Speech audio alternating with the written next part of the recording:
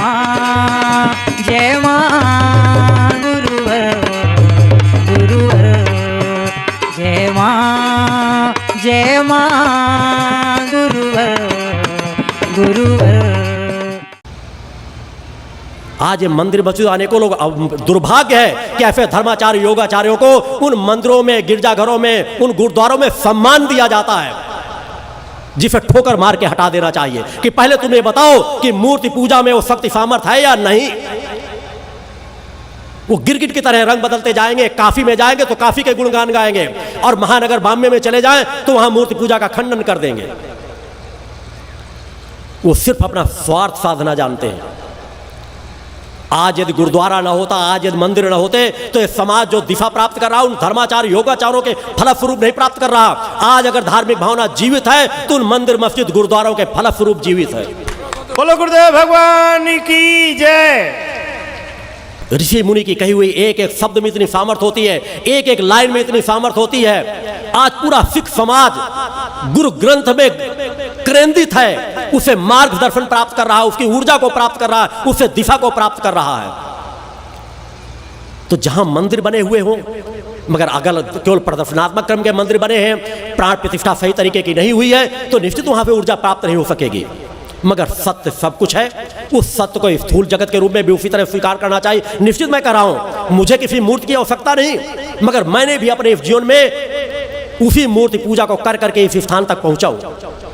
मैं पूर्व जीवन के संस्कारों को छोड़ दूं, मूर्ति पूजा में उसी तरह चैतनता होती है यदि वास्तव में मूर्ति पूजा में प्राण प्रतिष्ठा हो, चैतनता की स्थिति हो, और उसी तरह सूक्ष्म जगत में आप प्रकट सत्ता के दर्शन प्राप्त कर सकते हैं, उसका सानिध्य प्राप्त कर सकते हैं। जिस तरह मैं आपसे बात कर रहा हूं, उसी तरह आप उस प्रकट सत्ता से वार्तालाप कर सकते हैं। निश्चित उस वार्तालाप के लिए ये शब्द नहीं होते, उस वार्तालाप की ये भाषा नहीं होती, क्योंकि शब्द तो आकाश का गुण है। पंच तत्वों के अलग अलग गुण हैं और पंच तत्वों से परे हम उस जगत की बात करते हैं, उस अविनाशी सत्ता से रिश्ता जोड़ने की बात कहते हैं, जो ब्रह्मा विष्णु महेश की भी जननी है।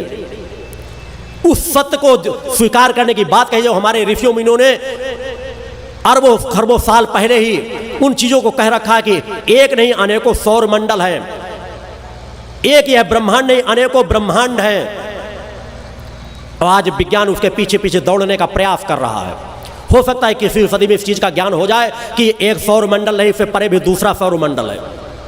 इस प्रकट सत्ता का कितना विस्तार है, और जितना प्रकट सत्ता का विस्तार है, उस प्रकट सत्ता की महानता मानो कि उस प्रकट सत्ता ने उस आत्मा अंश में आपके सब कुछ अंकित कर रखा है कि आप अपने देखना चाहो तो सिर्फ उसके आवरणों को हटाते चले जाओ, विषय विकारों से दूर हटते चले जाओ, सतोगुणी प्रवृत्ति को जागृत करते चले जाओ, और देखो तुम्हें सुख शांति तो मिलेगी मिलेगी। तुम प्रकट सत्ता के रहस्यों की भी जानकारी तुम्हें मिलती चली जाएगी। एक नहीं अनेकों लोगों का भी आपको ज्ञान प्राप्त हो सकता है, मगर उस विचारधारा को जागृत करना पड़ेगा, एक सोच पैदा करना पड़ेगा, एक विचार शक्ति पैदा करना पड़ेगा, अपने अंदर एक निष्ठा विश्वास पैदा करना पड़ेगा कि वो प्रकट सत्ता है, उसे तुम देख पाओ या न देख पाओ। तुम्हारे अंदर आत्म तत्व बैठा है, वह अजर अमर अविनाशी है, उसे न कोई मार सकता है, न उसे फड़ा सकता है, न उसे गला सकता है, न उसे कोई यातना दे सकता है। तो फिर किससे भय खाते हो? क्यों नहीं तुम्हारे अंदर एक निर्भय जीवन आ जाता कि अपने अंदर निर्भयता ले लो। अरे अनित अन्याय धर्म नहीं करो तो भूखों मर जाओगे, इससे ज्यादा और क्या होगा? भूखों तो ये शरीर मरेगा, आत्मा की तुम्हारी मृत्यु नहीं होगी, बल्कि आत्मा और अधिक चैतन्य होगी। तुम्हारे अंदर इतने संस्कार पैदा होंगे कि एक बार तुमने अनित अन्याय अधर्म से रोक करके अगर मृत्यु को भी ग्रहण कर लिया तो तुम्हारा नवीन जीवन कई गुना ज्यादा सामर्थ्य लेकर के आएगा। बोलो गुरुदेव भगवान की जय। क्योंकि जैसे संस्कार तुम अर्जित कर लोगे, नवीन जन्म उन्हीं संस्कारों से प्रारंभ होता है। मेरे पिता जो स्वतः दंडी सन्यासी थे, 30 वर्षों तक देश के कोने कोने का भ्रमण किया, अनेकों धर्म स्थानों को देखा, और बाद में मेरे आश्रम में आकर के कहने के लिए बाध्य हो गए। अपने शरीर त्यागने के महाप्रयाण के कुछ 6 माह पहले उस आश्रम में दंडी सन्यासी के रूप वहां पहुंचे, कुछ शिष्यों को ज्ञात है, ये कहने के लिए बाध्य हो गए, जबकि वहां भी कोई वैभवशाली आश्रम नहीं बना, कि मैंने दुनिया भर को घूमा, अनेकों मंदिरों मस्जिदों मठों में गया, मगर जो शांति मुझे यहां मिली वो कहीं पर नहीं मिली, और उन्हें उस स्थान में आकर के अपने शरीर का त्याग किया। बोलो गुरुदेव भगवान की जय। सत्य को देखने की निगाहें होना चाहिए। सत्य केवल वैभव पे नहीं जुड़ा रहता, सत्य इस पे मैं भी चाहूँ तो मुझसे अनेकों प्रकार के लोग जुड़े हुए हैं, धर्म राजनेता जुड़े हुए हैं, प्रशासनिक अधिकारी जुड़े हुए हैं। मैं भी चाहता हूँ उनको खड़ा कराता, उनका परिचय कराता, तो आपको लगता कि शायद हर तरह के लोग जुड़े हुए हैं। मगर ये मेरा कर्म नहीं, मैं आपके बीच अगर बैठूं तो हर पल मेरे निगाहें आप लोगों की चेतना को जगाने में रहती हैं। मैं अपनी चेतना तरंगों के बीच आपको आबद्ध रखने का प्रयास करता हूं। हर पल मेरे नेत्रों से निकलने वाली ऊर्जा चेतना तरंगें आपके शरीर में प्रवेश कर रही होती हैं। आपकी निकलने वाली सांस मेरे शरीर में प्रवेश करती है और मेरे शरीर से निकलने वाली चेतना तरंगों की सांस आपके शरीर में प्रवेश करती है। उस सत्य के रिश्ते को जब आप स्वीकार कर सकोगे तब तुम्हें एहसास हो सकेगा कि वास्तव में हम यहां से कुछ लेकर के जा रहे हैं। मगर उस चीज के लिए 2 कदम तो आपको चलना ही पड़ेगा और उसके लिए सबसे पहले आपको नशा मुक्त मांसाहार मुक्त जीवन जीने की आवश्यकता है। जो गरीब है वो अगर आगे बढ़े, मैं नहीं कह रहा कि तुम अपने अंदर एक कर्म करने की चिंता कि अगर तुम लखपति हो तो करोड़ों बनने की इच्छा को छोड़ दो, आगे बढ़ो, मगर एक क्रम से धीरे धीरे अनीति अन्याय अधर्म से दूर रहते हुए। अरे ठीक है, तुम करोड़पति नहीं बन पाओगे, लखपति बनकर के जीवन गुजार दोगे तो कम से कम विचार करो कि तुम्हारे पास अगर इतनी धन संपदा तो कितनी धन संपदा लेके जाओगे। तुम्हारा यह स्थूल शरीर कितने समय के लिए है, उसको कितनी चीजों की आवश्यकता होगी। और अगर बच्चे तुम्हारे धर्म मार्ग के अनुयायी हैं तो उनके लिए अगर धन संपदा कम भी जुटा के जाओगे तो वो आगे का रास्ता अपने आप तय करते चले जाएंगे। और करोड़ों अरबों की संपदा रख दोगे तो एक दिन में नष्ट कर सकते हैं, अधर्मी अन्यायी बन सकते हैं, हो सकता है आजन्म कारावास की सजा ही भोगे। किसी बलात्कार के केस में फंस गए, किसी की हत्या के केस में फंस गए तो जेल में पड़े फड़ते रहेंगे। किस काम आएगी तुम्हारी धन और संपदा। अतः विचार शक्ति जागृत करो,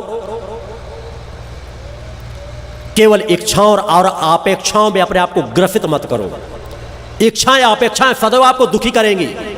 अपनी आवश्यकताओं की पूर्ति करो कि तुम्हें किस चीज की आवश्यकता है जो नितांत आवश्यक हो तुम्हारे जीवन को जीने के लिए, तुम्हारे अपने कर्म पक्ष को प्रभावक बनाने के लिए। इच्छाएं तो असीमित हैं। अगर आपकी तमोगुणी रजोगुणी प्रवृत्ति जागृत हो गई तो आप कभी भी इच्छाओं को शांत कर ही नहीं पाएंगे।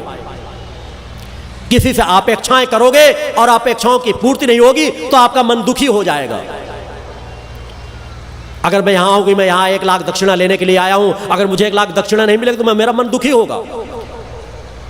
और अगर मैं यहां कुछ लेने का भाव लेकर के ही नहीं आया हूं कि मेरे पास जो कुछ है उसे भी लुटाने आया हूं तो मेरा मन जिस तरह पहले भी प्रफुल्लित आया था उसी तरह प्रफुल्लित यहां से जाऊंगा।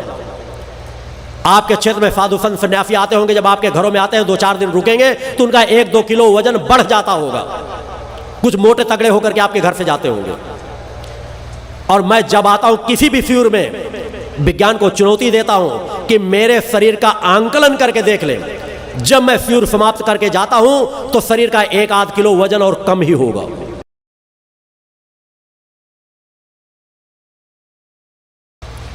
मगर आज अगर सत्य से कह दिया जाए, मैंने कहा करोड़ों में कहीं लाखों में कहीं 1-8 नजर आते हैं जिनमें वास्तव में कहीं कहीं लग रहा है कि वो ध्यान साधना की ओर बढ़ रहे हैं। पूरा धर्म आडंबर बनकर के चल आ गया है। राजनीति का पतन चरम सीमाओं पे हो चुका है। सबके अंदर एक लोलुपता कि हम धन कैसे कमा लें। किसी के अंदर एक भाव पक्ष जागृत ही नहीं होता कि हम धर्म कैसे कमा लें, हम वह पूंजी कैसे कमा लें कि जो पूंजी हमारे अंदर इतनी संचित हो जाए कि जिसे दुनिया के साथ की कोई ताकत छीन ना कर सके, हमसे लूट ना सके, हमसे दूर ना कर सके, और हम उसको जितना लुटाएं उतना कई गुना ज्यादा बढ़ती चली जाए। भौतिक संपदा तो आप लुटाओगे आपकी खाली होने लगती है, मगर आपकी आध्यात्मिक ऊर्जा दिन दूनी रात चौगुना बढ़ती, कभी नष्ट नहीं होती। उस संपदा को हासिल करने की एक ललक पैदा करो। जिस तरह अपनी आप माता पिता से प्रेम कर दो, वैसे प्रेम तो आज की स्थिति में प्रेम शब्द ही बदनाम हो चुका है। वो माता पिता का प्रेम, जहां बच्चे छोटे होते हैं अबोध शिशु होते हैं तो माता पिता से बहुत ज्यादा प्रेम करते हैं, स्नेह करते हैं, और थोड़ा सा शरीर बड़ा हुआ नहीं कि प्रेम शब्द की परिभाषा ही बदल जाती। प्रेम विषय विकारों वासनाओं, प्रेम शब्द आया नहीं तो बस विषय विकारों का चिंतन मन मस्तिष्क में छा जाता है। जबकि होना चाहिए कि प्रेम शब्द का उच्चारण हो तो सबसे पहले हमारे माता पिता के संबंधों का प्रेम नजर आना चाहिए। वो माता पिता जो हमें एक अबोध शिष्य पाल पोस करके बड़ा करते हैं, वह माता जो हमें 9 माह अपने गर्भ में रखती है, वो माता जो गीले में सो करके भी हमें सूखे में फुलाती है, प्रेम शब्द से तो हमें वह याद आनी चाहिए। मगर उस संबंधों से भी समाज विमुख हो रहा है केवल भौतिकतावाद के वजह से कि सब कुछ भौतिकतावाद में ग्रसित होता चला जा रहा है। तो तुम उस प्रकट सत्ता से प्रेम शब्द से क्या संबंध जोड़ पाओगे? उससे तो तुम विमुख होते ही चले जाओगे। आज बच्चों पे भी भौतिकतावाद का मार लगाते चले जाएंगे।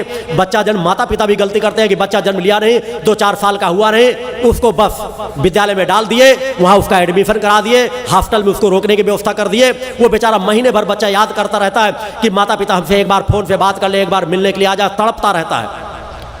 आज तुमको भी अगर 1 महीने जेल में डाल दिया जाए, 1 महीने रह करके देखो कि तुम्हारे समाज के बीच आने की तुम्हारे अंदर कितनी तड़प होती है। ये एक विडंबना है। कम से कम प्राइमरी तक तो कभी भी बच्चों को हॉस्टल में रोकना ही नहीं चाहिए। ये सबसे बड़ा मानवता के लिए एक अपराध है। इससे बड़ा और अपराध कोई चीज हो नहीं सकती जो छोटे बच्चों को हॉस्टल में छोड़ दिया जाता है।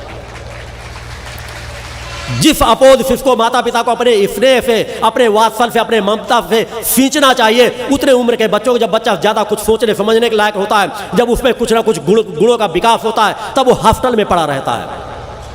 और निश्चित कहीं ना कहीं वहीं से ही एक माइनस की स्थिति शुरू हो जाती है। संबंधों में दूरियां बढ़ती चली जाती हैं।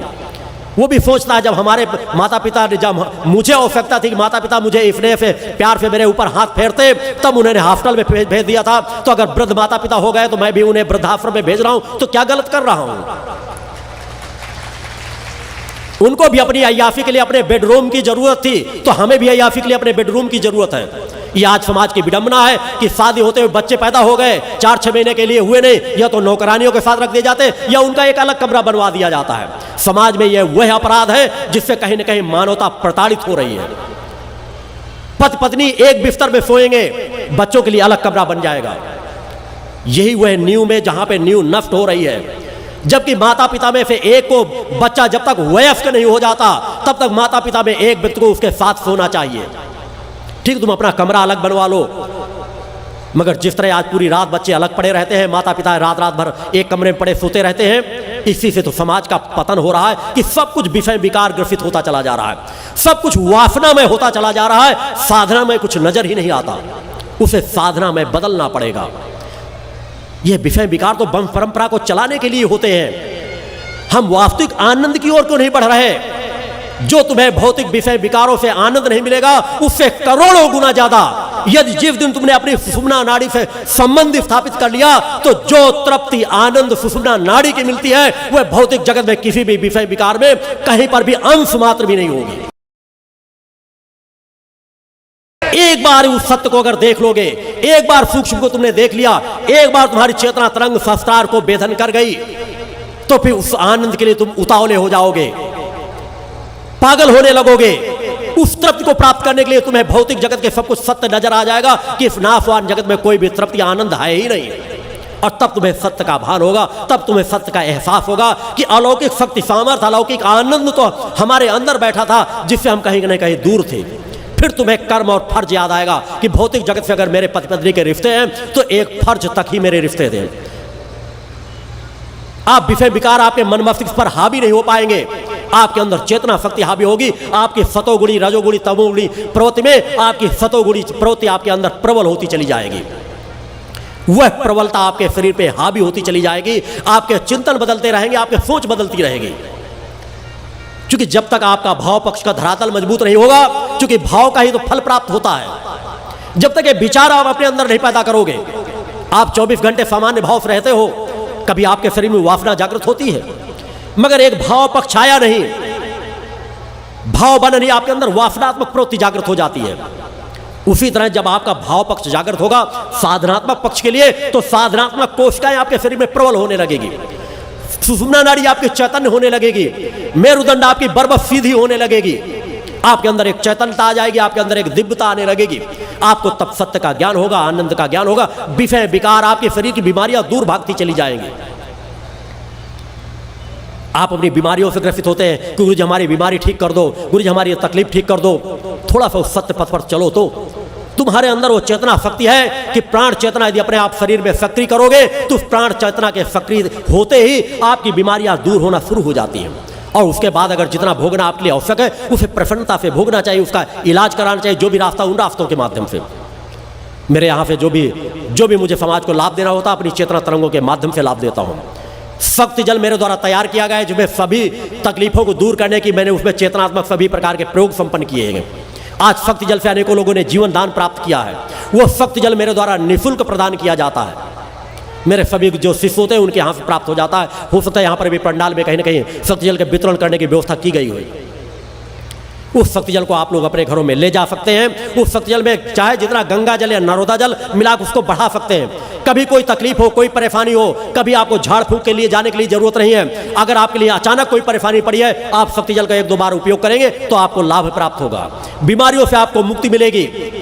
अनेकों लोगों ने अनेकों व्याधियों से मुक्ति प्राप्त की है, मगर मैं इसके लिए आपको आह्वान नहीं करता कि आपकी बीमारी हो तो बस आपको शक्ति जल को लेना चाहिए। जैसी आपकी भावना रहेगी वैसे आप फल प्राप्त करेंगे।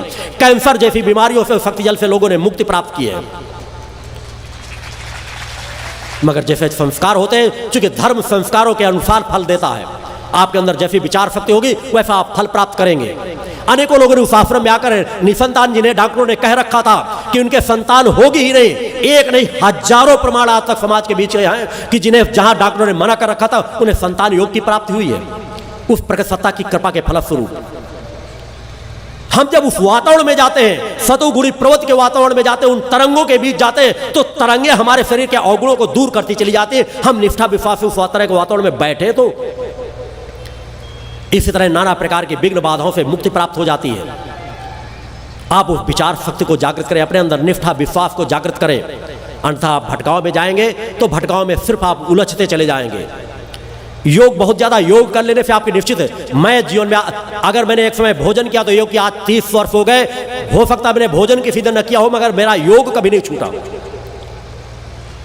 मगर आज जिस तरह समाज में योग की दिशाधारा दी जा रही है कि बर मरे या कन्या हमें दक्षिणा से काम, 4 बजे बुला लो, चाहे जितना कोहरा गिर रहा हो, पाला गिर रहा हो, लोग कंबल ओढ़े बैठे हैं। बीमार मरता क्या ना करता, बीमार व्यक्ति है उसे चाहे जो शुल्क लगा लो फिर भी जाएगा। कि जब देखा तो आज यहाँ के लोग कंबल ओढ़े बैठा होगा, ठिठुर रहा होगा, ओस गिर रही होगी, पाला गिर रहा होगा। उस तरह में अगर योग करोगे तो जितना योग करोगे उससे कई गुना ज्यादा तुमको जितना लाभ होगा उससे कई गुना ज्यादा नुकसान होगा। योग किस तरह के वातावरण में करना चाहिए, किस तरह के विचार शक्ति जागृत करना चाहिए, किस तरह के मार्गदर्शन में सीखना चाहिए, अन्यथा सिर्फ वो व्यायाम बन करके रह जाता है। शरीर के व्यायाम से भी लाभ मिलता है, मगर वो लाभ बहुत सीमित दायरे का है। जिस तरह मैंने कहा कि आज धर्म उथलेपन में जा रहा है, उसी तरह योग उथलेपन में जा रहा है। योग गहराई की ओर नहीं प्रवेश कर रहा, जिससे वास्तव में समाज को जिस तरह का लाभ प्राप्त करना चाहिए। जिस तरह कथावाचक थे कि सत्यनारायण भगवान की कथा सुना लो, तुम्हारी ये कामना पूर्त हो जाएगी, वो कामना पूर्त हो जाएगी, और वो सत्यनारायण की कथा सुनाने मात्र इसलिए जाते थे हमको 100 रुपए की दक्षिणा, वैसे आ तो 100, 200, 500 रुपए लिए जाते हैं। जब उनकी किसी चीज की कामनाओं की पूर्ति नहीं हुई तो आपको सत्यनारायण की कथा सुनने से क्या कामनाओं की पूर्ति होगी। अगर आप भक्तिभाव से पूरी कथा सुन लें, भगवान सत्यनारायण की आराधना किस प्रकार की जानी है इसके बारे में आपको कोई ज्ञान नहीं सिखाएंगे।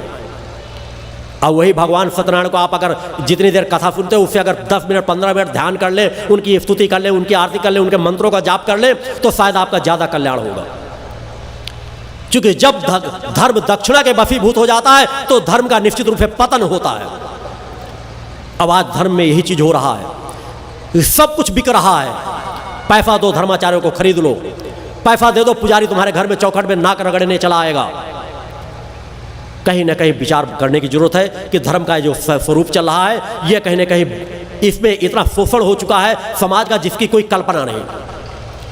एक परंपरा जागृत हो रही है, कोई कई कथा योग कोई योग कुछ योगाचार्यों ने किया, आप कुछ कथा वाचक कर रहे हैं कि पानी के जहाज पे शिप पे योग सिखाया जा रहा है।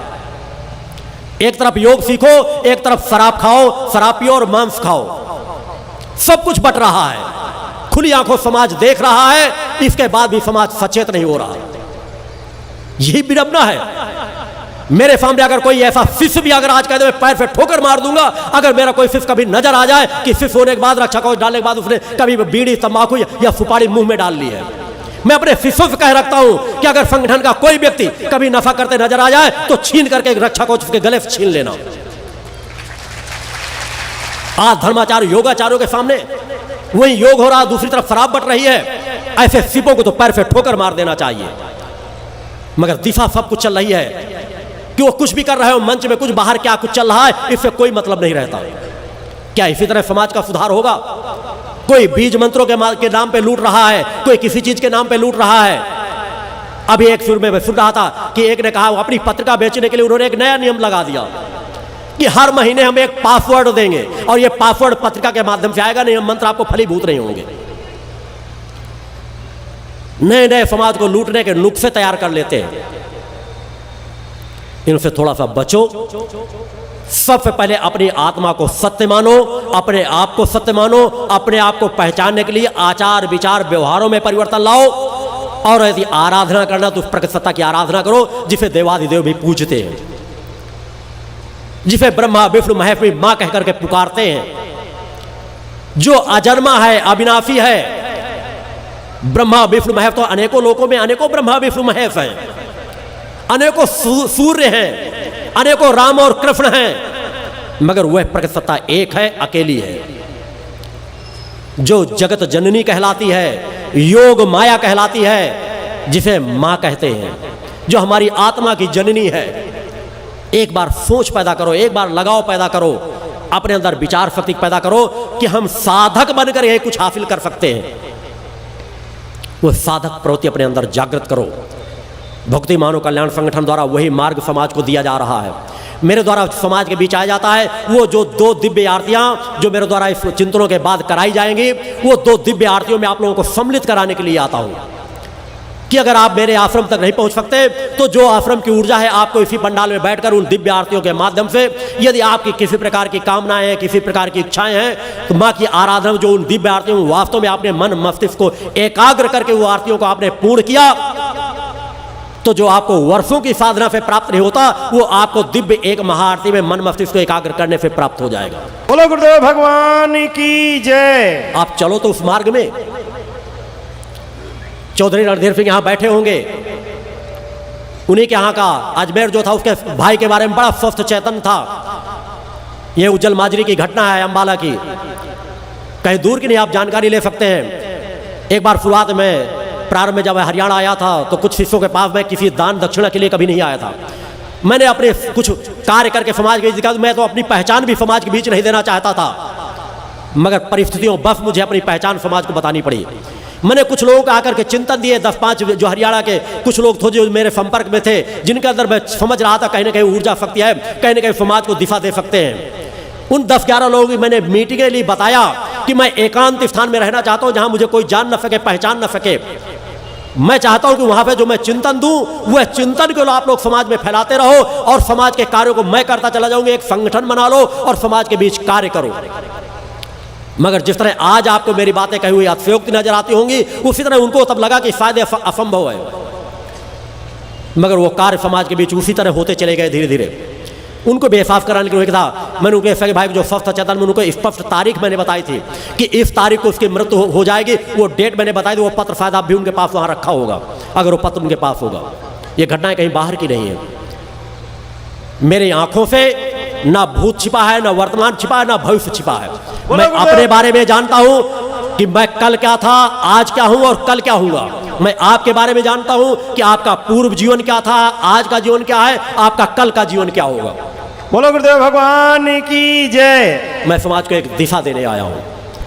मैंने जो अपनी चुनौती पेश की है वो किसी गर्व और घमंड के बसीभूत नहीं दी,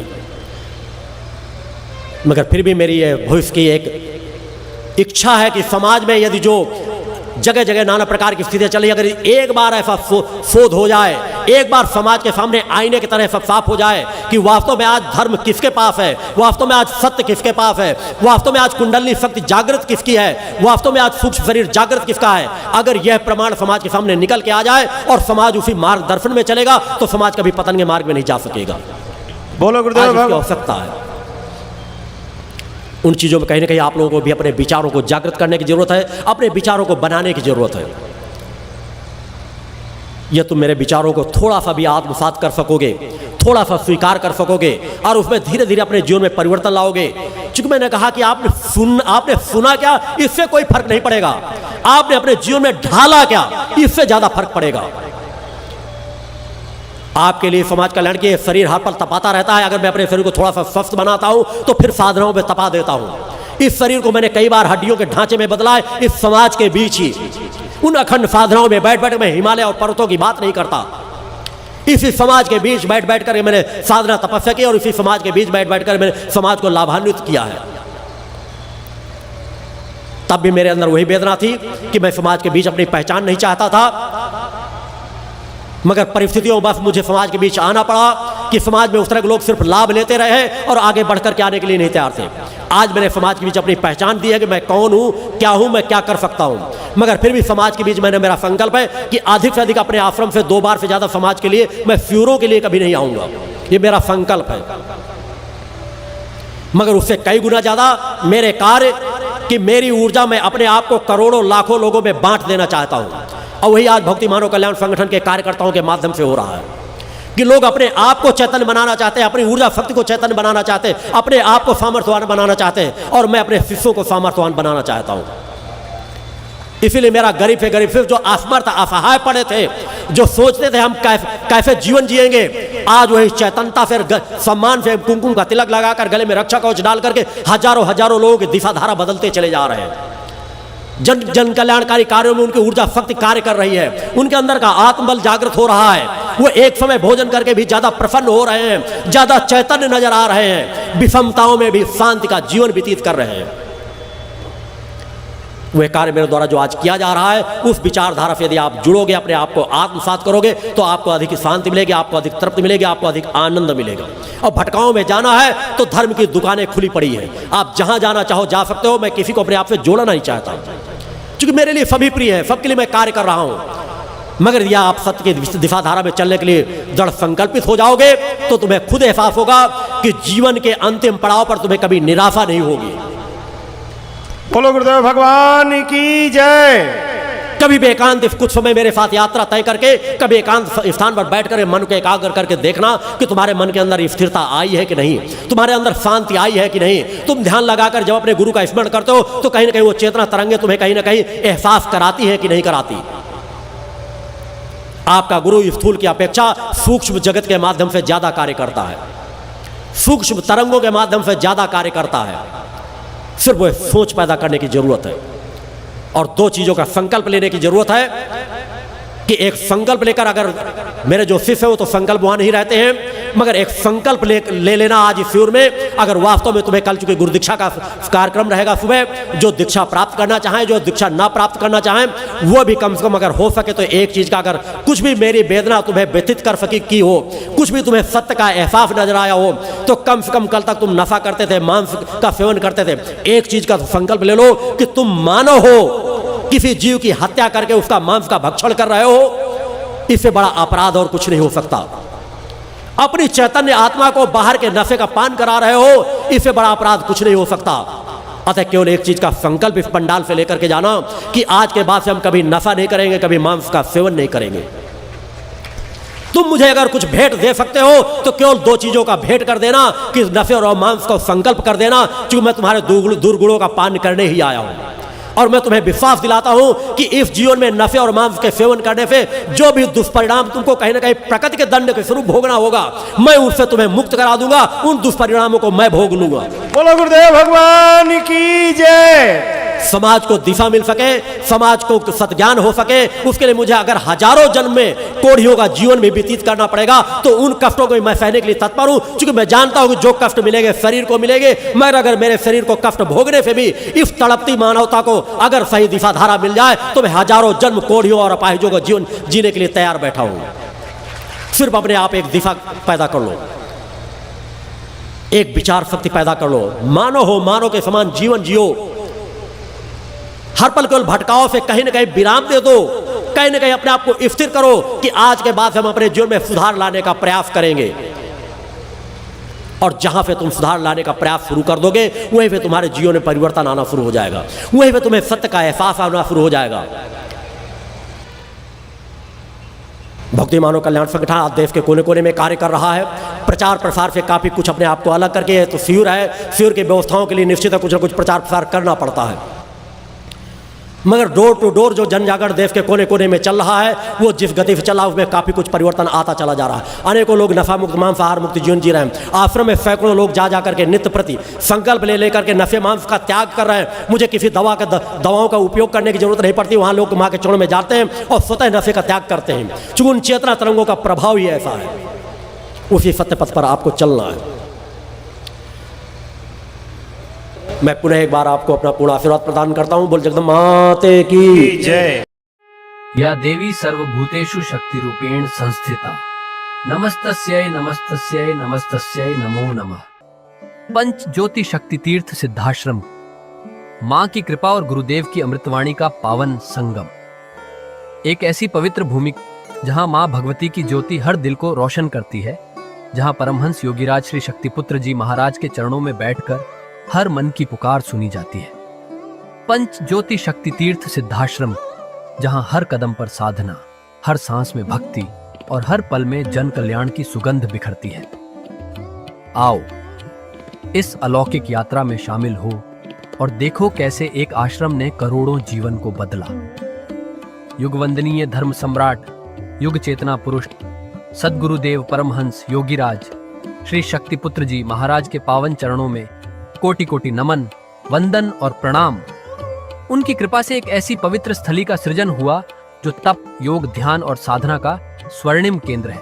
यह है मध्य प्रदेश के शहडोल जिले की ब्योहारी तहसील में बसा पंचज्योति शक्ति तीर्थ सिद्धाश्रम, जिसकी नींव परम पूज्य गुरु वर्श्री ने 23 जनवरी 1997 को रखी।